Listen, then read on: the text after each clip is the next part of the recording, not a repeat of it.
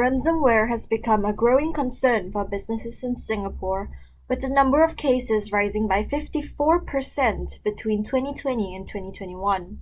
The Singapore government has set up an interagency counter-ransomware task force to pool representatives from different sectors and better tackle what has become a growing worry among businesses in Singapore.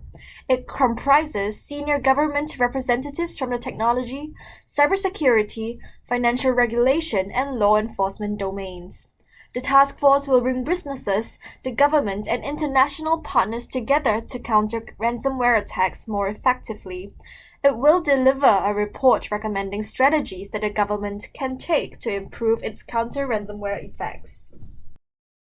Secretary of Homeland Security Alejandro Mayorkas said the U.S. has observed growing cybersecurity threats both at home and throughout Asia.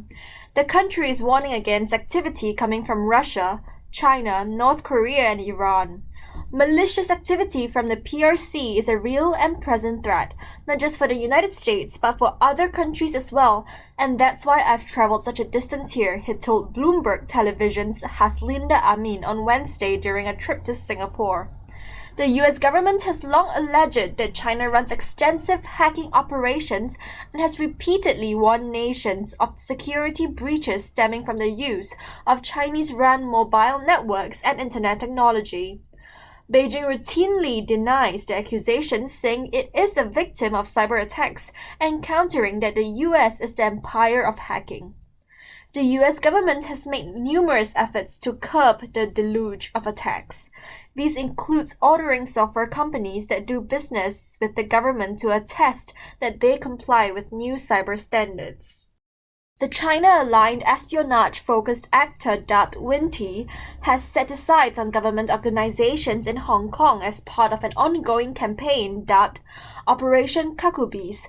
Active since at least 2007, Winty, aka APT-41, Barium, Bronze Atlas, and Wicked Panda, is the name designated to a prolific cyber threat group that carries out Chinese state-sponsored espionage activity, predominantly aimed at stealing intellectual property from organizations in developed economies. The intrusions, clubbed under the moniker Operation Cuckoos, are estimated to have resulted in the exfiltration of hundreds of gigabytes of information. The attackers remained active on some of the compromised networks for as long as a year, the company said in a report shared with the Hacker News, adding the intrusions paved the way for the deployment of a malware loader called Spyder, which first came into light in March 2021. Spyder is being used for targeted attacks on information storage systems, collecting information about corrupted devices, executing mischievous payloads, coordinating script execution, and CNC server communication. Although delivery of any final-stage malware was not observed, the motives of the campaign are suspected to be linked to intelligence gathering based on tactical overlaps with previous attacks. An advanced persistent threat APT group of Chinese origin, codenamed Dicey F, has been linked to a string of attacks aimed at online casinos in Southeast Asia for years.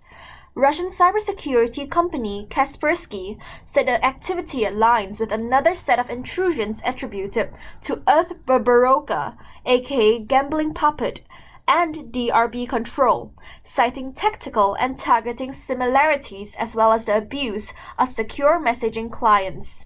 The GamePlayerFramework, once launched, connects to a command and control and transmit information about the compromised host and the clipboard contents, after which the C2 responds with one of the 15 commands that allow the malware to seize control of the machine. This also includes launching a plugin on the victim system that can either be downloaded from the C2 server when the framework is instantiated or retrieved using the install plugin command sent by the server. These plugins, in turn, make it possible to steal cookies from Google Chrome and Mozilla Firefox browsers, capture keystrokes and clipboard data, set up virtual desktop sessions, and even remotely connect to the machine over SSH. The researchers said that the group modifies their code base over time and develops functionality in the code throughout their intrusions. Additionally, to make sure the victims did not become suspicious of the disguised implants, attackers obtained information about targeted organizations and included it inside the graphic windows displayed to victims.